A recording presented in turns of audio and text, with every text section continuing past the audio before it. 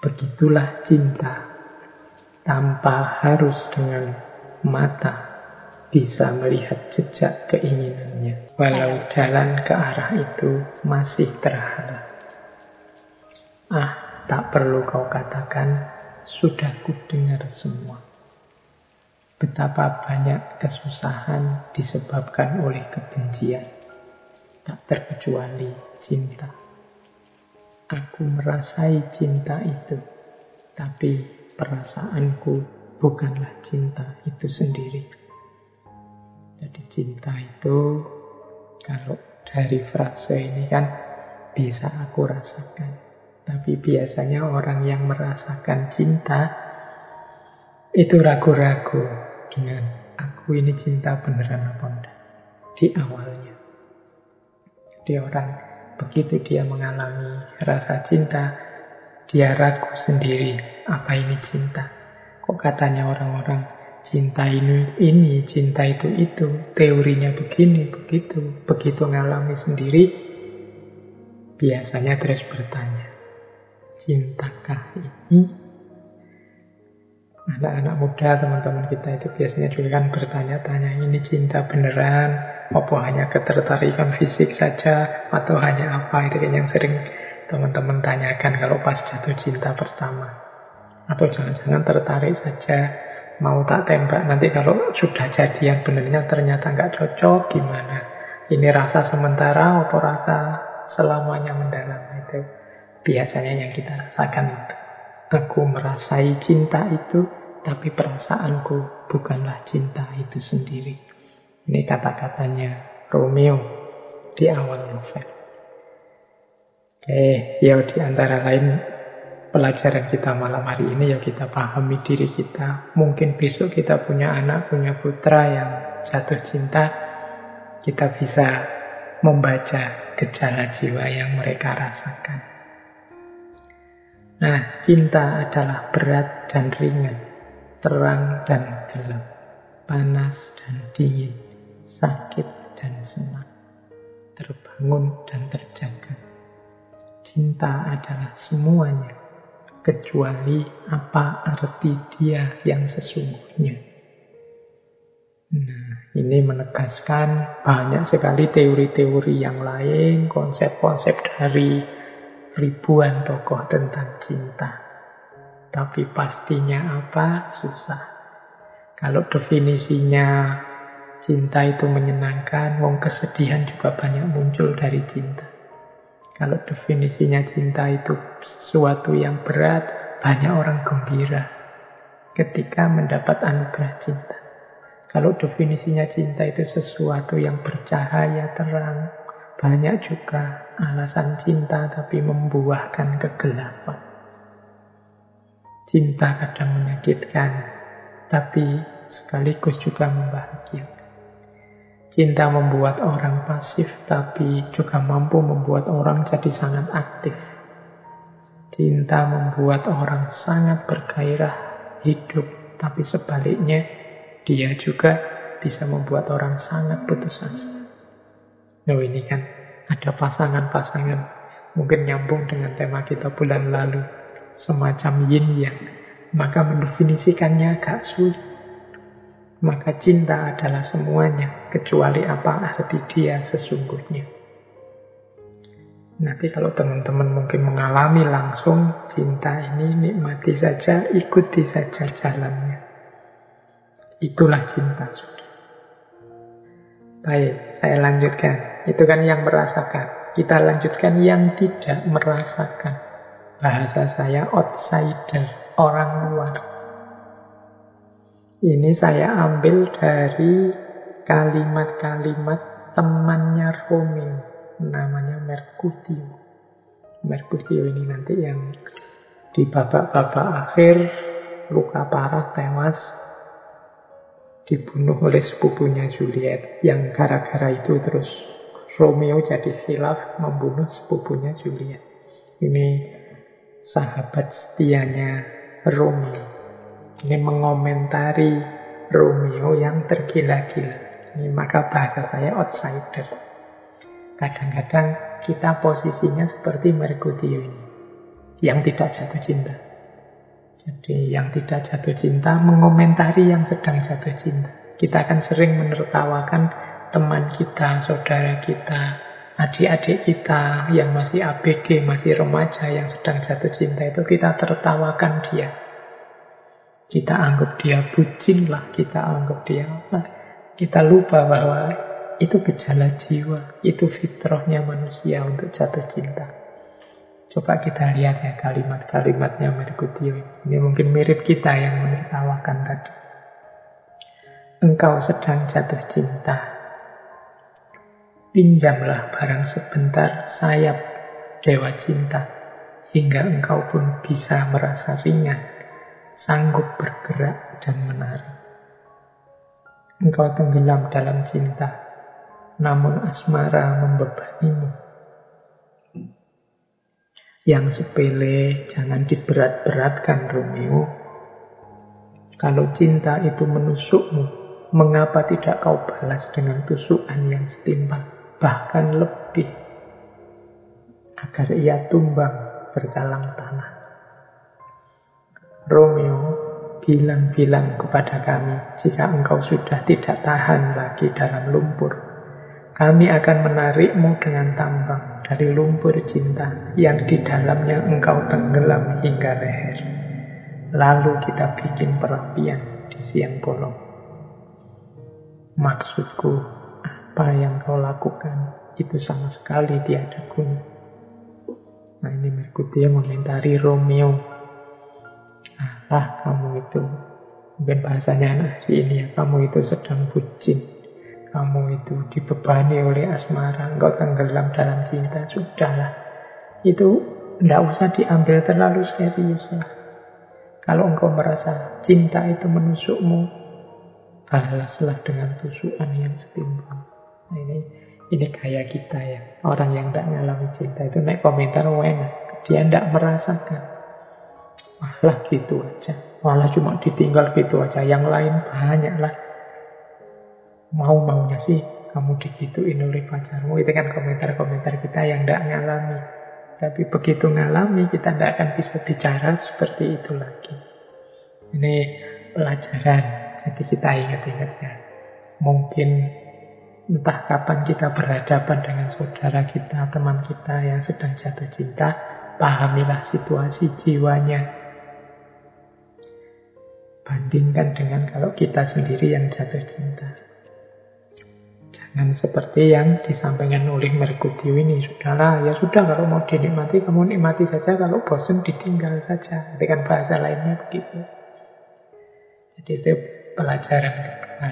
Tadi pelajaran pertama, cinta itu memang susah didefinisikan. Pelajaran kedua, orang yang tidak mengalami akan sulit menyelami isi cinta. Baik, kita lanjutkan. Pelajaran ketiga. Ini saya masih setia dengan kalimat-kalimat di novel ya. Nanti kita menganalisis secara filosofis di belakang. Pelajaran ketiga tentang cinta adalah first sight. Jadi pandangan pertama. Biasanya yang paling sulit kita kendalikan dalam cinta itu ketika first sight. Serangan pertama atau pandangan pertama. Begitu tiba-tiba rasa itu muncul, dan jangan lupa rasa ini muncul tidak dalam kontrol kita. Nanti di belakang kita ulas sebentar bagaimana pandangan neuroscience tentang ini. Jadi ketika rasa itu muncul di first sight, pandangan pertama, itu momen ketika kita rasanya melayang, gelisah, kehilangan kendali. Begitu rasa itu muncul, kita akan gelisah. Ini momen first sight, momen ketika kita harus waspada. Itu ada kalimat-kalimatnya Romeo. Oh, aura kecantikannya lebih berseri dari sinar obor ini. Di antara kerumunan perempuan, ia tak ubahnya seperti merpati putih yang mengepakkan sayapnya di tengah kawanan gagak. Aku yakin dari sentuhan tangannya akan mengalir rasa kebahagiaan yang sulit terlupakan. Sungguh berdosalah aku apabila tanganku yang kotor ini menyentuh dengan kasar puangan suci ini. Jadi ini di pesta yang secara tidak sengaja Romeo melihat Juliet. Jadi pandangan pertama membuat dia jatuh. Makanya orang pacaran itu disebut jatuh cinta. Awalnya jatuh. Ini nanti yang dikritik oleh Erich Fromm. Mbok yo jangan jatuh cinta, tapi mendirikan cinta. Bukan falling in love, tapi standing in love. Momen-momen yang perlu kita waspadai adalah momen first sight. Selain tadi komentar orang yang tidak ngalami, kita juga harus waspada dengan first sight. First sight ini bisa berbuah menggembirakan, bisa juga jadi gerbangnya kesedihan. Jadi dia gerbang kebahagiaan sekaligus gerbang kesedihan dalam cinta, itu first sight. Ya kalau diterima alhamdulillah bahagia nyambung. Kalau tidak nyambung itu kan pahitnya hidup luar biasa. Gerbang kesedihan sekaligus gerbang kebahagiaan, itu first sight dalam cinta. Itu pelajaran ketiga. Pelajaran keempat tentang cinta yang kita ambil, itu bahasa saya adalah if it is you. Orang jatuh cinta itu biasanya apapun yang dilakukan, apapun kondisi situasi yang dia cintai pasti baik, pasti menawan, pasti pantas. Nah, ini tanda-tanda kalau sudah merasakan itu, ya kemungkinan teman-teman sudah dilanda cinta. Di situ ada kalimatnya Romeo di adegan dalam Romeo and Juliet namanya balkoniske. Adegan ketika Romeo menyusup ke rumahnya Juliet lewat balkon, kemudian mereka ketemu di terasnya balkon, namanya balkoniske. Nah itu saya beri ilustrasi contoh ketika di adegan itu, saat itu Romeo mendengarkan Juliet ngomong. Betapa terpesonanya Romeo mendengarkan Juliet bicara. Dia mengucapkan kata-kata, teruslah berkata bidadari, sebab malam ini engkau ratu yang terus berseri di hadapanku. Laksana buta kahyangan bersayap mendatangi makhluk yang tak punya daya, hingga matanya memutih disebabkan takjub tak tertanggungan. Ia jatuh terlentang untuk melihat, tak kala ia naik ke undakan awan yang berarak, lalu melayang-layang di awan-awan tertinggi. Kalimatnya puitis. Ada teori memang yang menyatakan bahwa orang jatuh cinta itu cenderung menjadi puitis. Silahkan teman-teman ngecek sendiri-sendiri ya. Yang pernah jatuh cinta itu biasanya kemudian secara otomatis jadi ahli puisi, jadi sastrawan. Kalau nulis kalimat-kalimatnya tertata, ya ada tesis seperti itu. Coba aja dicek apa benar situasinya begitu. Nah ini ciri cinta yang kesekian adalah if it is you. Apapun dari yang dicintai, kalau sedang jatuh cinta itu kelihatannya indah, baik, pantas, bagus. Jadi silahkan. Ini ciri yang kesekian dari cinta. Kita lanjutkan ke pelajaran selanjutnya sebelum kita analisis. Apalagi cirinya cinta adalah whatever you are. Kalau tadi apapun yang dilakukan oleh pecinta kelihatannya pantas, kalau ini cirinya adalah apapun situasinya, siapapun dirimu, aku akan terima. Kali ini saya ambil dari kalimatnya Juliet. Ini kalimat ini terkenal sekali kalau teman-teman sering menggunakan frase apalah arti sebuah nama, itu diambil dari sini. Jadi Juliet ini mengeluh ketika bertemu Romeo karena dia tahu ini dari keluarga yang berlawanan, dari keluarga yang bermusuhan, tidak akan mulus cerita kita ini. Maka dia bilang begini, "Oh Romeo, Romeo, mengapa engkau Romeo? Jangan akui keturunanmu dan namamu. Dan aku bukan lagi seorang Capulet. Dengan begitu, engkau bisa menjadi kekasihku. Hanya namamu yang menjadi musuhku. Tetapi engkau tetap dirimu sendiri di mataku. Bukan Montaigu. Apa itu Montaigu? Ia bukan tangan, bukan kaki, bukan lengan, bukan mata, atau apapun dari tubuh seseorang. Jadilah nama yang lain." Apalah arti sebuah nama? Harum mawar, tetaplah harum mawar. Andaikan mawar berganti dengan nama lain, ia tetap bernilai sendiri, sempurna dan harum, tanpa harus bernama mawar. Untuk mengganti nama yang bukan bagian dari dirimu itu, ambillah diriku seluruhnya. Jadi seperti apapun dirimu, itu kan ringkasnya begitu. Meskipun engkau sudah tidak bernama Romeo lagi, sudah bukan keluarga Montaigu lagi, asal itu dirimu, aku akan menerima. Kalau hanya gara-gara nama keluarga, cinta kita terhalang, buanglah saja nama keluargamu itu, tetap aku akan terima dirimu. Jadi whatever you are, apapun dirimu aku terima. Ini tanda-tanda berarti ada cinta di situ.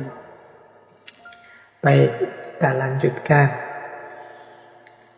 Nah, selain whatever you are, cinta itu whatever you want. Apapun yang engkau inginkan dariku, akan aku penuhi, akan aku lakukan. Nah, itu whatever you want, ciri cinta selanjutnya. Kalau ini untuk ilustrasinya saya ambil jawabannya Romeo terhadap kata-katanya Juliet tadi. Aku tak sanggup memperkenalkan diriku dengan hanya sebuah nama. Oh darah jelita, aku benci sendiri namaku, sebab dia menjadi musuhmu. Kalau saja ada namaku yang tertulis, yang jadi penghalang, akan kurobek-robek dia. Kalau engkau tak suka aku seorang Montaigu, maka ku katakan tidak terhadap nama itu.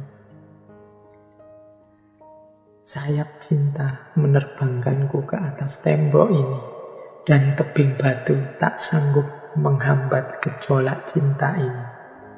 Gejolaknya memungkinkan semuanya terjadi. Dengan cinta, aku tak takut dengan keluargamu. Pandangan matamu lebih berbahaya dari 20 pedang mereka. Asal engkau terima aku dengan tulus hati, aku akan kebal dari tusukan pedang mereka. Lebih baik mati mendadak karena musuh daripada hidup merana karena cintamu. Ini kalimat-kalimatnya Romeo waktu ketemu Juliet. Termasuk tadi kalau harus ganti nama, kalau harus membuang keluarga, oke lah, ayo. Ini sedang panas-panasnya jatuh cinta. Jadi cirinya memang whatever you want. Apapun yang kamu inginkan sudah oke, ayo. Kalau tadi, apapun kondisimu, aku siap menerima sebelumnya. Kalau itu engkau, apapun kelihatan bagus, kelihatan indah, itu mesti cirinya cinta.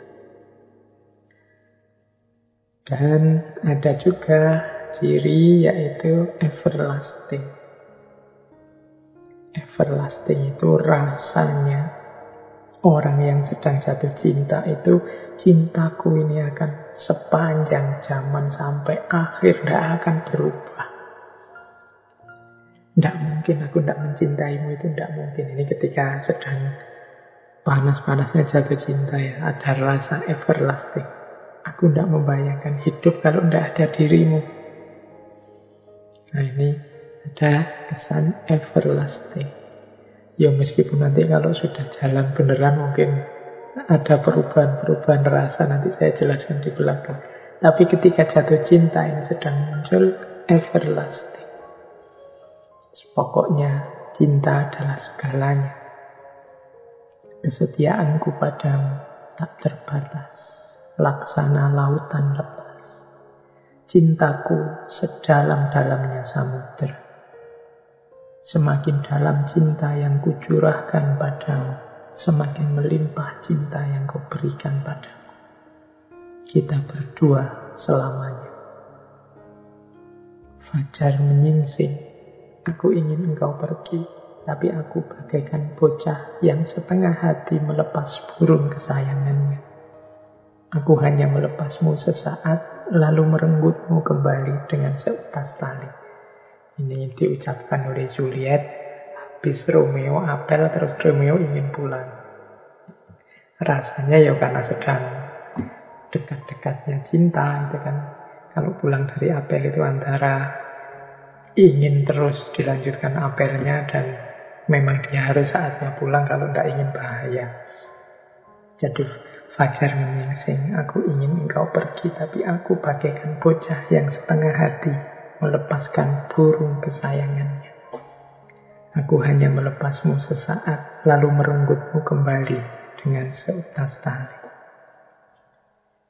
Anganlah yang seharusnya membawa amanat cintaku terbang 10 kali lebih cepat dari sinar sang surya. Angan mampu menembus kegelapan yang menyelimuti perbukitan, seperti darah yang secepat kilat menerbangkan Venus. Sebab itulah Cupid bersayap dan terbang secepat angin. Nah, ini dari Juliet lagi. Berikan Romeoku, jika ia harus mati, ubahlah ia menjadi bintang. Buatlah rasi bintang serupa sosoknya. Wajahnya akan mencerahkan langit malam, sungguh terang, hingga dunia melupakan silaunya sang surya. Wah, ini kalau sedang jatuh cinta memang meluap-luap, meledak-ledak. Jadi cirinya everlasting. Kalau kita ulang tadi ya, berarti ada beberapa ciri ketika seseorang jatuh cinta. Yang pertama, susah dipahami, tapi bisa dirasakan. Meskipun awalnya diragu-ragukan, apa ya ini cinta. Yang kedua, ya karena hanya yang mengalami, yang ngerti, yang tidak mengalami biasanya hanya berpikir singkat, hanya melihat sesuai yang dia lihat saja, seperti kalimatnya Merkutio tadi. Yang ketiga, gerbangnya adalah selesai. Yang keempat, kalau sudah jatuh cinta, apapun, kalau itu berasal dari yang dicintai, dia akan menerima. Kemudian, apapun situasi dan kondisi orang yang dia cintai, dia pun akan menerima. Selanjutnya, apapun yang diinginkan oleh yang dicintai, ia ingin memenuhi. Whatever you want. Kemudian, everlasting. Merasa bahwa cinta ini akan selamanya. cinta ini tidak akan bisa dihalangi. Cinta ini bahkan sesudah mati pun akan tetap ada. Ini ciri everlasting. Teman-teman yang mengalami, coba dicek lagi ciri-ciri ini ada apa enggak, hidup apa enggak dalam diri kita terhadap orang-orang yang kita cintai. Oke, nah ciri yang terakhir yang dari novel sebelum kita masuk ke babak kedua, nanti kita analisis, yaitu penderitaan. Jadi kadang-kadang memang cinta itu buahnya adalah penderitaan. Kesulitan-kesulitan sebagaimana dialami oleh Romeo dan Juliet. Begitulah derita cinta. Dukanya terus membelati kalbuku. Kalimatnya mirip ya, kayak yang teman-teman suka nonton Perjalanan ke Barat itu, Ciupatka itu kan sering pakai kalimat ini. Begitulah cinta, deritanya tiada akhir. Nah, kalau di sini begitulah derita cinta. Dukanya terus memberati kalbuku. Engkau tambah lagi dengan raut sedih yang kau tunjukkan atas dukaku. Betapa itu hanya menambah-nambah pedihku. Cinta adalah keluh yang mengepul jadi asap. Dan api akan timbul kala asap menguap habis. Jika ia ditindas, maka yang timbul telaga air mata. Bukankah cinta itu demikian? Sebuah kegilaan yang luhur. Nah, ini jadi harus kita terima bahwa seperti saya sampaikan tadi, di balik segala kegembiraan, keceriaan, keterpesonaan dalam cinta, tepat di baliknya ada penderitaan. Ini kalau kita tidak siap menghadapinya, yuk kita siap-siap kehilangan cinta. Jika ia ditindas, maka yang timbul telaga air mata. Jadi orang yang saling mencintai itu ya harus siap dengan air mata, karena cinta tidak selalu membuahkan senyuman, tapi tak jarang membutuhkan air mata.